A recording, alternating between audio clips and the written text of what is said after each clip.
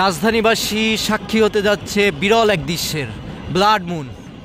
দর্শক, আজ রাতে দেখা যাবে ব্লাড মুন, যেখানে যে চাঁদটি দেখতে পাচ্ছি সেটি মূলত লালচে আকার ধারণ করবে, লালচে কালার ধারণ করবে। আবহাওয়া অধিদপ্তরের তথ্য অনুসারে এই আজ রাত 9:27 থেকে চন্দ্রগ্রহণ হবে এবং চন্দ্রগ্রহণের পরবর্তীতে শুরু হবে ব্লাড মুন। রাজধানীবাসী এবং বাংলাদেশ এবং বাংলাদেশের বাইরের বিভিন্ন দেশের মানুষ মূলত এই ব্লাড মুন উপভোগ করতে পারবে। বিরল এই দৃশ্য দেখার জন্য যেমন দর্শকরা উৎসুক, তেমনি আমরা আপনাদের দেখানোর জন্য চেষ্টা করছি ব্লাড মুনের সর্বশেষ পরিস্থিতি। রাজধানীবাসী, ঢাকাবাসী, ঢাকা থেকে দেখানোর চেষ্টা করছি নিউজ 24-এর ফেসবুক পেজ থেকে।